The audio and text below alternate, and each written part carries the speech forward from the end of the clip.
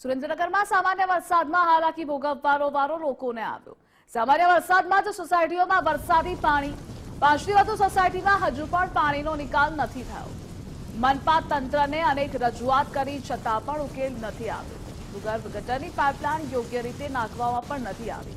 કરોડોના વિકાસ કામોની તંત્રની કામગીરીની પોલ પણ છતી થઈ છે।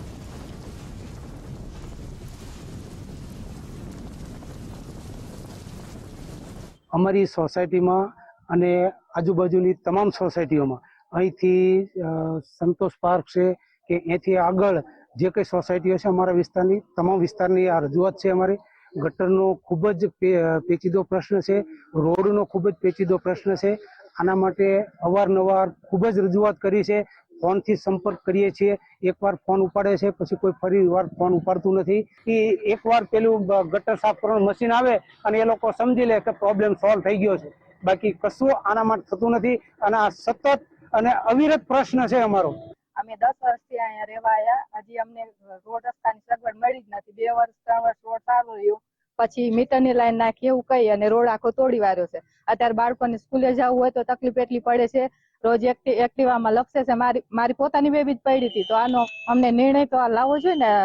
ભાજપ સરકાર છે અત્યારે, તો માંગ એવી છે કે રોડ રસ્તા સારા કરી દે ને જે ખાલી પ્લોટ ભર્યા ને એને ભરાવાની માંગણી છે અમારી। સુગમ સોસાયટી, કુંતલ પાર્ક, કૌશલ પાર્ક અને સંત સયાના ટાઉનશીપનો આ જે વિસ્તાર છે એ મોટા ભાગનો અનુસૂચિત જાતિ એરિયા છે। સતત રસ્તા ખરાબ છે, પાણીની કુંડીઓ ઉભરાય છે, ગંદા પાણી ઉભરાય છે અને આ વરસાદ પડ્યો એનો અંદાજે અઠવાડિયું થવા આવ્યું, એમ છતાં રોડ ઉપર પાણી ઉતરતા નથી, પાણીનો કોઈ નિકાલ નથી। અને કમિશનરને કલેક્ટરને મળવા જઈએ છીએ તો કમિશનરનું એવું વિચારે છે કે અનુસૂચિત જાતિના માણસો આવ્યા છે એટલે એમનું મોઢું બગડી જાય છે। કલેક્ટરને અમે અરજીઓ આપી, સીએમ સુધી અરજી કરી છે, એ લોકો વચ્ચે 1-2 વાર ગાડીઓ આવી અને થોડું કર્યું, પાછું એને પરિસ્થિતિ સર્જાણી છે। આ બાબતે અવારનવાર રજૂઆત કરવા છતાં કોઈ નિકાલ થતો નથી।